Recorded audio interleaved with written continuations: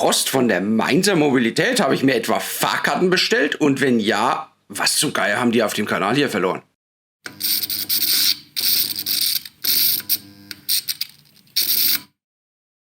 Und damit herzlich willkommen zu einer neuen Folge Franconian und Western, die gleichzeitig die letzte vor Weihnachten sein wird. Die Weihnachtsfolge 2021 quasi. Und Weihnachten ist ja die Zeit der Geschenke und da dachte ich mir, ich übe schon mal ein bisschen das Auspacken und habe deshalb heute gleich 2 Pakete dabei. Einmal das eben schon erwähnte von der Mainzer Mobilität und zum anderen eins von Hühnerbein. Los geht's mit dem Paket von der Mainzer Mobilität. Mal schauen, ob da Fahrkarten drin sind, ne? Da hat jemand sehr gut gemeint mit Klebeband.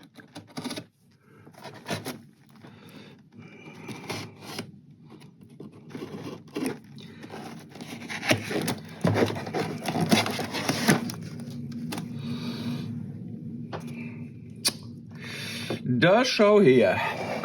Styroporchips. Und ein Zettel. Da steht auch drauf, dass ich das bei Heimatschatz gekauft habe. Das ist eine Marktplatzplattform, die die letzte verbliebene Tageszeitung hier in Mainz im Rahmen der Pandemie aus dem Boden gestampft hat, um den ganzen Händlern, die noch keine Online-Präsenz haben, hier ein bisschen Online-Präsenz zu verschaffen. Und da ist auch die Mainzer Mobilität dabei. Die hat natürlich nicht nur Fahrkarten im Angebot, sondern im konkreten Fall 2 Rizebusse. Aber hier den Oldie.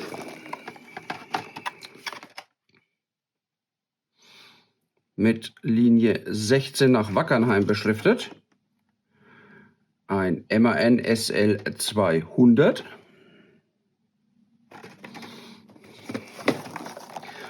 Und einmal hier den modernen Gelenkbus. Und der ist mit Mainzer Mobilität auf den Zielschildern beschriftet. Das ist ein Mercedes-Benz Citaro G15. Ja, ich hatte die Plattform mal ausprobiert und habe dann gesehen, dass die Mobilität da auch 2 Busmodelle im Angebot hat und habe mir die mal bestellt. Man muss ja auch ein bisschen Lokalkolorit zeigen, hier auf dem Kanal, ne? Das war also die Sendung, die natürlich keine Fahrkarten enthalten hat. Und damit kommen wir zu Nummer 2. Das sind jetzt irgendwie Vorbestellungen drin. Ich weiß nicht mal so genau, was alles. Ich habe einfach geschrieben auf die letzte Mail, das was eingetroffen ist. Schick mal raus und schick alles andere, was da ist, auch mit.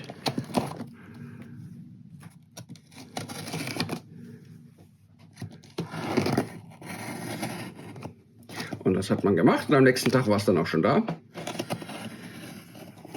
Das wird sehr flott hier auch in der Vorweihnachtszeit, der Versand von Hühnerbein.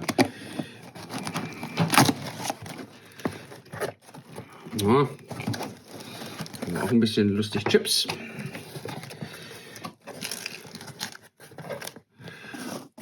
Und da sehen wir schon eine Pico-Verpackung aus der Expert-Serie. Ja, gucken wir gleich mal, was das ist. Und dann haben wir hier noch von Artitech eine Klappbrücke. So, ich habe mal die Kiste weg. Die beiden Artikel aus der Hühnerbeinkiste liegen jetzt hier vor mir. Das eine, wie gesagt, die Klappbrücke von Artitech, eine angekündigte Neuheit, die mittlerweile lieferbar ist. Und das andere eine Picolog aus der Expert-Reihe. Da schauen wir gleich mal, was das ist. Ihr könnt ja derweil schon mal raten. Und hier in den Artitech-Bausatz schauen wir auch mal gerade rein.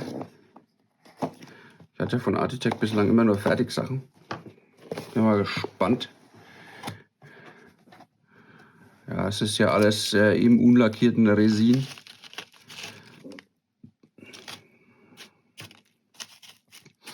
Das schauen wir mal, ob wir das dann so hinbekommen, wie es auf den Bildern ist. Ich fand die insgesamt sehr interessant. Ich habe noch keine direkte Verwendung dafür. Aber getreu dem Motto, haben ist besser als brauchen, habe ich die jetzt. Und dann haben wir hier noch die Pico Expert Schachtel. Oh, die liegt falsch rum. Jetzt ist richtig. Und rauskommt, genau, ein Vectron der Bahnbaugruppe. Das Modell ist, ich glaube, exklusiv für die Wilde 13. Oh, steht hier leider nicht drauf. Da steht nur der Preis. Und wie man am Preis sieht, ist die ohne Sound. Die wird nämlich, wie schon auch die es letztes Jahr exklusiv bei Müller gab, den 16-Bit-Sound von Zimo bekommen. Das ist ein Diesel-Vectron. Ich mag den Diesel-Vectron, ja, es war tatsächlich der erste Vectron, den ich mir gegönnt hatte.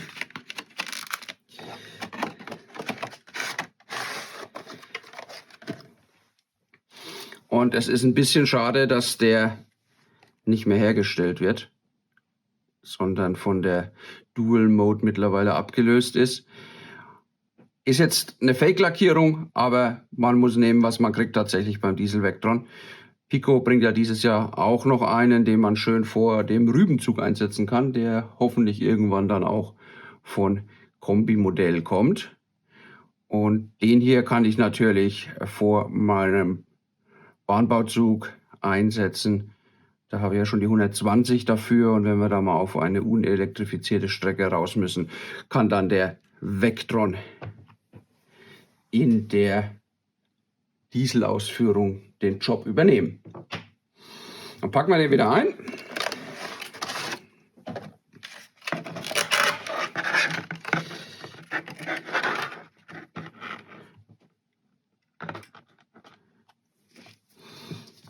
Denn die Zimo-Decoder sind tatsächlich noch nicht da und ich habe auch keine mehr.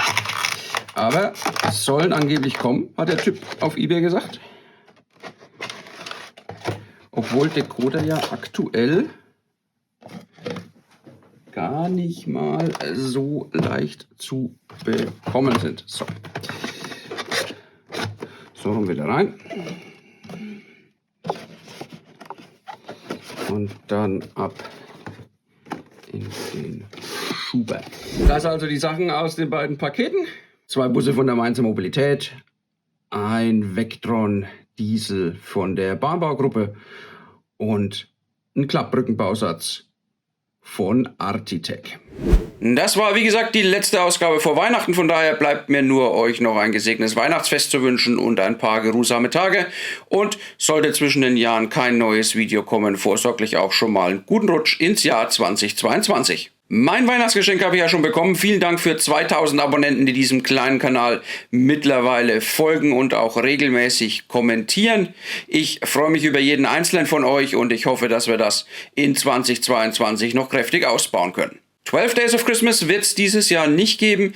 Der aktuelle Stand ist tatsächlich identisch mit dem aus der 100-Tage-Bilanz vom Mai. Es hat sich in den letzten 7 Monaten genau gar nichts getan bei den Projekten, aus diversen Gründen, und über manche von den Gründen darf ich noch nicht mal reden. Und wenn ich dann noch sehe, was ich derzeit schon wieder alles an neuen Projekten angefangen habe, die auch noch nicht so ganz fertig geworden sind, sollte vielleicht der gute Vorsatz fürs neue Jahr sein, sich mehr auf die Sachen zu konzentrieren, die aktuell schon im Bau sind und die auch mal abschließen, und nicht jedes Mal so zu tun, als würde man hochkonzentriert an einem Projekt arbeiten und dann, oh, Katzenvideo. Ja, aber ich glaube, ihr kennt das alle. So, das soll es jetzt aber auch gewesen sein für dieses Video. Wie gesagt, schöne Weihnachten, entspannt euch ein bisschen, und für die 2000 Follower wird es auf jeden Fall ein Special geben, und vielleicht kriege ich dann ja auch endlich den noch Grassmaster los. Der steht ja auch auf der 12 Days of Christmas Projektliste und den wollte ja das letzte Mal irgendwie niemand.